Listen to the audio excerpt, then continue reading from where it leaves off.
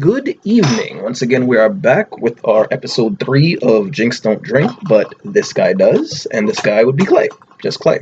And today, due to many requests, we are going to be talking about tequila. Tequila. Yeah, when I taste tequila. So, while dancing, I will let you take it away, sir.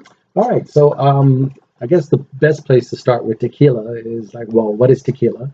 Where is it from, and how is it made? Well, it's a distilled spirit, and it's made in Mexico, and particularly in a specific region of Mexico, around the area of Tequila, and in the Jalisco region of Mexico. That's where all tequila is produced. Now, when tequila is made, it is made with an agave plant, specifically a Blue Weber agave plant. Blue Weber? Yes. Blue Weber agave. Weber.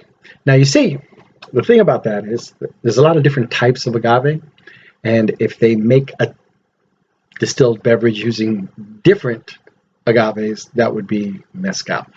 So the difference between mezcal and tequila is the fact that Blue Weber agave 100% has to be used for tequila. 100%. Yep. Now there's generally 3 classifications of tequila. There is a blanco, or silver, and the next one is a reposado. They just sort of slide into place. Followed quickly by an añejo. Now, what's the difference between the 3? Well, the silver or the blanco is generally unaged. Or if they do age it, they don't put it in an oak barrel, they put it in a stainless steel barrel to age temporarily, usually no more than 60 days. And that's to rest the beverage for a little bit before they're ready to get it ready for bottling.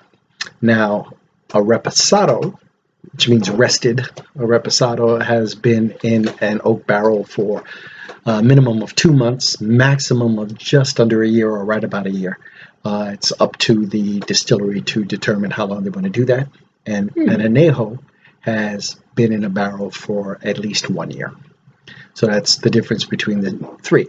So we're going to explore the differences now by looking, tasting, nosing, doing the whole bit, so we can get an idea, and our friend Jinx here is going to provide a little bit of commentary on what he encounters. Why do I have to provide the commentary? You're the talker, not me. All right, so I'm going to do the commentary. You're damn right, he's going to help. Yeah, he's going to help. So, he like shake and bake.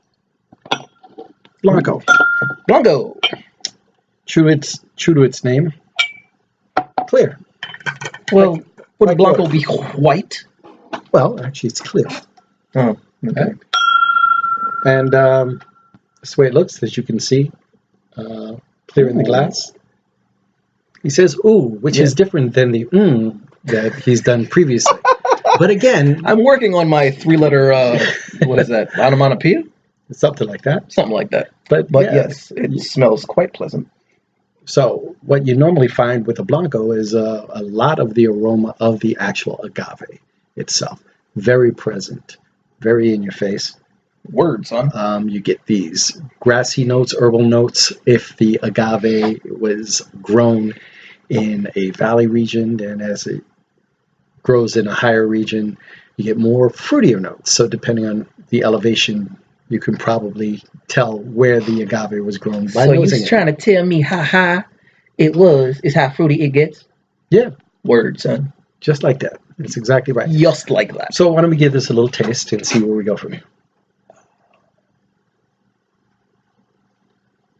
Ooh.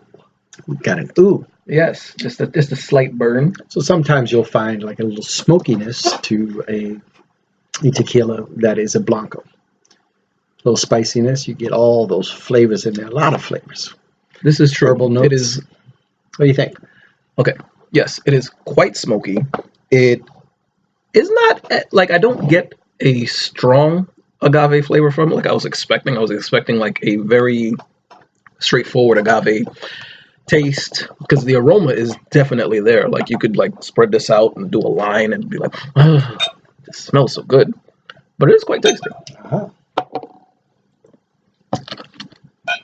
Oh, you're moving fast. Don't you know Jinx don't drink? You're gonna get Jinx drunk. But you know, we got this 10-minute thing, so Word, B. we're trying to make it happen. Mhm. So as you notice from this bottle, up against the white background, see more color to it. This is a Reposado. Ah. Spent time in a barrel, which is where it's getting its coloring from. All right. So it's like whiskey's little Mexican brother? Yeah, like whiskey's little Mexican brother. All right, we'll go with that.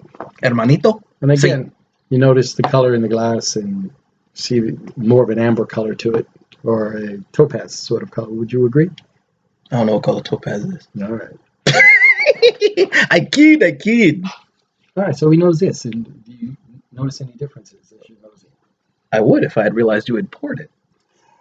Oh, I did. Sneaky. See? Yeah, he damn sure did. Yes, this has definitely a little bit more of the oak and a little bit more of the vanilla notes to it. Oak and vanilla jumping out at you. Okay. This is quite good. It does take on the flavors a little bit buttery, a little bit caramel, a little vanilla. But just still that agave fruitiness to it. It's still present, the herbal notes that we got in the first one and the second one. Now, the difference between the first and second is specifically how long it's rested in a barrel. That's it. It's the same juice. This in a barrel became this. Word. Like a butterfly. It just transformed. It's transformed. Exactly. Now, which brings us to the añejo. So would that be the middle child? No, it would be the middle child. No, we just had the little brher. No. We just had we had hermanito. We had tercero. Now we have segundo. No. Before we get to whiskey. The littlest brother was the Blanco. That's not even a brother. Oh, wow. It's like a half because brother. Because Blanco is not a brother. What's up with that? Man? That is technically true. All right. So now we have the añejo. The añejo, as I said before, has spent a little more time in a barrel, as you notice. Slightly darker color. And what do we notice as we're nosing this? As we're nosing it and tasting it, because, you know, I ain't got no patience. None whatsoever. None whatsoever. So sad. A little bit more hints of the oak. The agave is not as present. This is not as fragrant as the Blanco. It's not as fragrant as the Reposado either, but it does smell quite good. It is pleasant. The agave is just not quite as strong. Like, it doesn't punch you in the face as much. But it does taste quite good. So you find less of the agave, earthy, fruity notes and more of the influence from the barrel itself. Those caramels, those vanillins, the natural sweetness that comes out of oak. And yeah, that's what you get with that. But you still get hints of that origin, which is the agave, that blue rubber agave. Exactly. So if you're ever going and you're looking into buying tequila and you're thinking, silver's bottom of the barrel. No, actually, it was never in the barrel. All you're doing is paying to taste more wood. Giggity! Paying to taste more wood. That's one way of looking. It's the accurate way of looking at it. However, what you are paying for is the amount of time it takes to craft that beverage. Okay? Because the Blanco, right out of the still, may be resting in stainless steel for a little bit, but now the añejo, they had to take care of that, nurture it, guide it through for a whole year of life before they put it in a bottle for you to consume. So you're paying more money for that. Just because you're paying more money for it doesn't mean that you will enjoy it better. Doesn't mean that it is a superior product. What it does mean is that they had to put more of an effort into making that beverage, therefore that cost is passed on to you. Now, which is better, Blanco, Reposado, or Añejo? Personal preference. Exactly. It's for you to decide. You have to decide what you like best. What I tend to lean towards is more Blancos and Reposados because I'm a fan of the agave plant and all the textures and flavors that come along with that plant. He's a fan of a lot of plants that have, leaves shaped like that. I'm just saying. Yeah. So that's basically Tequila 101 and talking about the difference between Blanco, Reposado, and Añejo. And as you notice, his Spanish is quite good. So, yes. In part 2 of this episode, we'll be doing that blind taste test. We're going to line some stuff up. and it's going to be fun. We're going to see which one we like better. Word.